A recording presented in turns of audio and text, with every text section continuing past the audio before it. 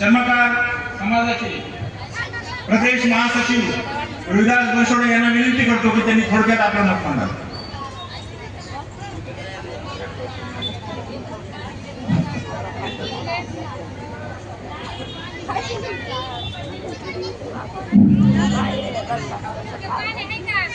भीमा तुझ्या मताचे 5 लोक असते, टोक तयाच्या तलवारीचे न्यारेच असते. वाणीत भीम आहे, करणीत भीम असता, तर साऱ्याच कुलांची वागणी चोख असते. ज्या महामानवांनी आम्हाला जीवनदान दिलं ते सर्व महामानवांना मी अभिवादन करतो.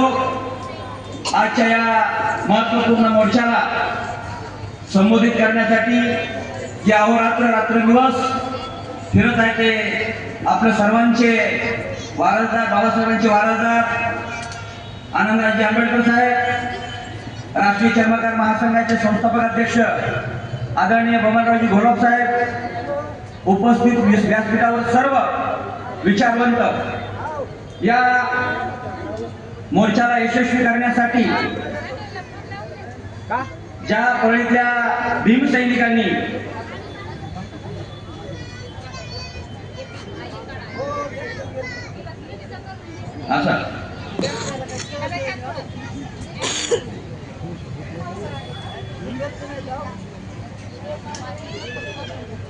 ज्या 72 भीम सैनिकांनी 12 तारखेला मीटिंग झाली, त्या 12 तारखेपासून आजपर्यंत रात दिवस काही पाहिलं नाही.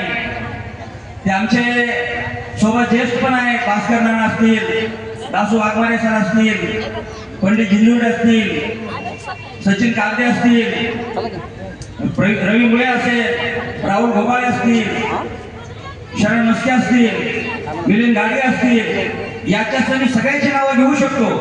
पण आपण सगळे उन्हात बसलेले आहेत, आपले नेते उन्हात आहेत. महेंद्रजी रोडे असतील, किशोर पारदे असतील, भीमा डावरे असतील, सगळ्यांनी फार मेहनत करून हा मोर्चा यशस्वी केलेला आहे. त्याबद्दल मी सर्वांचा आभार मानतो. बांधवांनो, हे संकट महाराष्ट्र शासनाने आमच्यावर आणलेलं आहे. निसर्गाच्या संकटाला आपण रोखू शकलो नसतो, पण महाराष्ट्र शासनाच्या सरकारला आपण रोखू शकतो. उपवर्गीकरण डॉक्टर बाबासाहेब आंबेडकरांनी 1935 ला शेड्यूल कास्ट बनवलं आणि शेड्यूल कास्ट बनवल्यानंतर ज्या ज्या लोकांची दुःख सारखे त्या सगळ्या लोकांना शेड्यूल कास्ट मध्ये टाकलं, आम्हाला आरक्षण दिलं आणि आरक्षण दिल्यानंतर आमचा थोडा थोडा विकास होऊ लागला. या आरक्षणाच्या गाडीमध्ये बौद्ध आहे, चर्मकार आहे, मातांग आहे, ढोर आहे, डक्कलवार आहे, मातांग आहे, गारुडी मांग आहे, 59 जाती आहेत. बाबासाहेबांनी त्या ठिकाणी दुधानं भरलेला हाऊस करून ठेवला होता आणि सगळे 69 जातीला सांगितलं, जा बाबा ते दूध घ्या, फ्रॅक्शन करा. पण तिथपर्यंत जाण्यासाठी एक मार्ग आहे, ते म्हणजे शिक्षणाचा. काही लोकांनी आपल्या गळ्यातलं मडकं सोडलं, परंतु ते डबरं काही सोडलं नाही, चालीरीती सोडल्या नाही, परंपरा सोडल्या नाही, अंधश्रद्धा सोडले नाही, शिक्षण घेतलं नाही. आणि मग माघार आला ना तर कसे राहणार? मग माघार राहिले, मग मारायच्या नावाला बोलायला लागला. मी करावी भागामध्ये फिरत असताना बौद्धाचा फार विकास झाला नाही. जर झाला असेल तर आजही पत्र्याच्या घरामध्ये बौद्ध समाजाची लोक राहतात. 10 बैलाच्या खोलीमध्ये 5-5 लोकांचं कुटुंब राहते, मी पाहिलंय. मी सामान्य प्रशासन विभागाला माहिती मागितली, महाराष्ट्र शासनामध्ये मातंगाचे किती कर्मचारी, बौद्धाचे किती कर्मचारी, चर्मकाराचे किती कर्मचारी, यादी द्या. प्रशासन विभागाने सांगितलं आमच्याकडे ही यादी नाही, आमच्याकडे फक्त शेड्यूल कास्टची यादी आहे, जाती न्यायाची यादी नाही. मला वाटलं सामाजिक न्याय विभागाकडे असेल. सामाजिक न्याय विभागाला विचारलं, आमचे कुणाच्या जातीचे किती लोक नोकरीला लागले ते सांगा. त्यांनी सांगितलं आमच्याकडे पण ती यादी नाही. मग या सरकारच्या प्रशासन विभागाकडे यादी नाही, तर मग देवेंद्र फडणवीसांना कसं कळालं या महाराष्ट्राचा मातंग मागासलेला आहे म्हणून?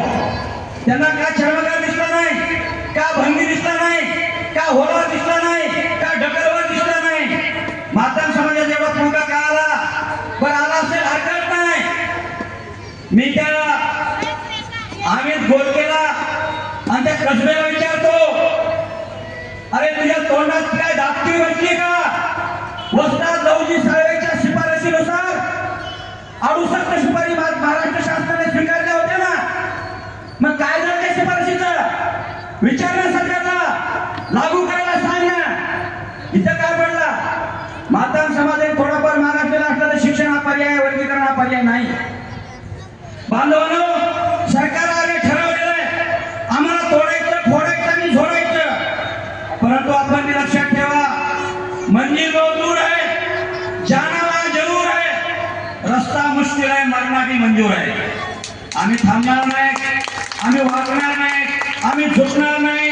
77 वर्ष ज्या महाराष्ट्रातल्या मालबांधवांनी, बौद्ध बांधवांनी या महाराष्ट्राची चर्मकाराची सुरक्षा केली, मातंगाला सांभाळलं, डोळ्याला सांभाळलं, पारद्याला सांभाळलं. आता सरकार बौद्ध बांधवाला एकाएकी पाडत आहे, त्यांच्यापासून या भावाबंधाला वेगवेगळं करत आहे, हात छेडण्याचं काम चालू आहे. मी या माध्यमातून सरकारला विचार सांगू इच्छितो, तुम्ही आंध्रामध्ये प्रयोग केला असेल ते जमलं, तो पंजाबमध्ये प्रयोग केला असेल तेही जमलं. महाराष्ट्राच्या नादाला लागू नका. महाराष्ट्र बाबासाहेबांची भूमी आहे आणि या बाबासाहेबांच्या भूमीमध्ये आमच्यासाठी कर्मठ लोक आहेत. तुम्ही आमचे वर्गीकरणाचे, आरक्षणाचे तुकडे तुकडे करायला, आमचे तुकडे झाले तरी चालेल, परंतु मी आरक्षणाचे तुकडे होऊ देणार नाही. आपल्या बांधवाच्या वतीनं मला या ठिकाणी मुद्दाम सांगावं वाटतं, विचारावं वाटतं. आमच्या सगळ्याचे लोकप्रतिनिधी धनंजय मुंडे साहेब आहेत. आमच्या सर्वांच्या वतीनं धनंजय मुंडे साहेब, आपल्याला आमची विनंती आहे, आपण विधानसभेमध्ये आहेत, आमचं वर्गीकरण होऊ नये या विषयावर तुम्ही भूमिका मांडा. बरेच मतदारसंघातले लोक अपेक्षेने आपल्याकडे पाहत आहेत, आपण भूमिका मांडा. तुम्हाला खरंच वाटत असेल या मागासवर्गीयांचं वर्गीकरण झालं पाहिजे, मागासवर्गीय समाज तुमच्यासोबत जेवढा आहे तेवढा कुणासोबत नाही.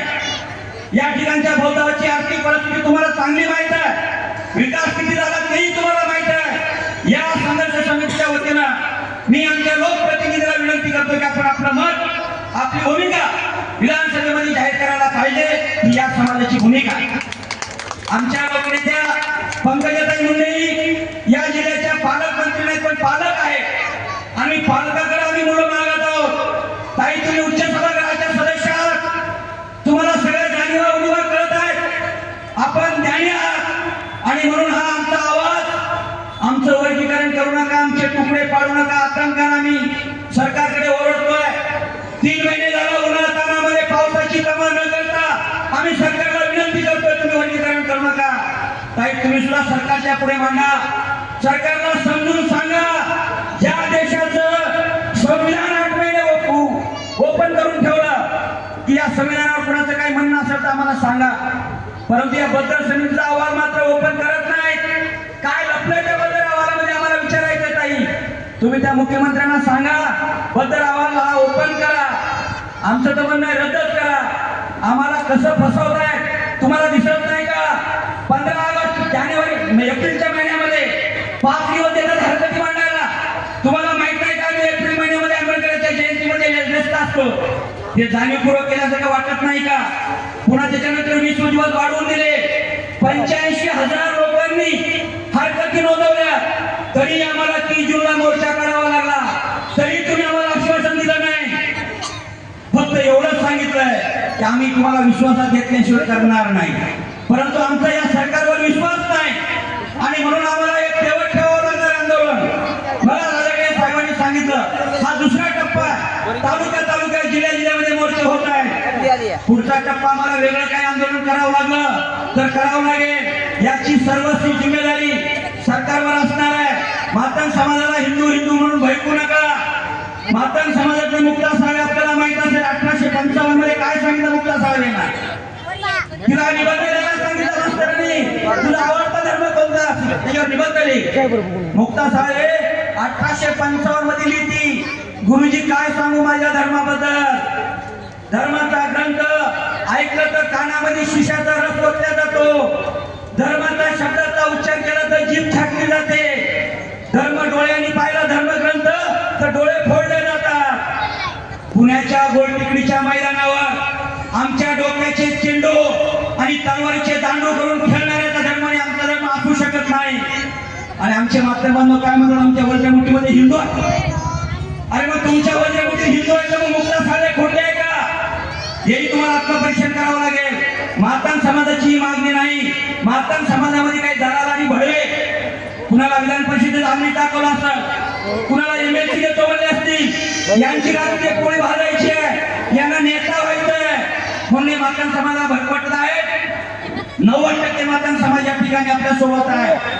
बौद्धाच्या बरोबरीला आतापर्यंत जेवढी आंदोलनं झाली, हे आरक्षण वाचवण्यासाठी जेवढी मेहनत बौद्धांनी केली, आता बौद्ध एकटा नाही.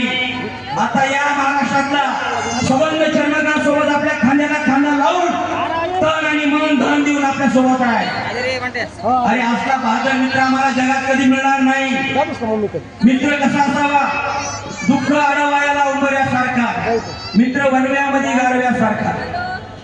आमच्या सुखादुखामध्ये सहभागी होणारा या ठिकाणी बौद्ध बांधव आहे. आणि या बौद्ध बांधवाच्या या देशाच्या मानाच्या पायामध्ये या देशातल्या चांबरांनी, मांगांनी, ढोरांनी आपल्या कातडाचे जोडे करून जरी बौद्धाच्या पायात घातले तरी उपकार फिरणार नाही बांधवांनो, हे आम्हाला माहित आहे आणि आम्ही ते उपकार फेडणार आहे.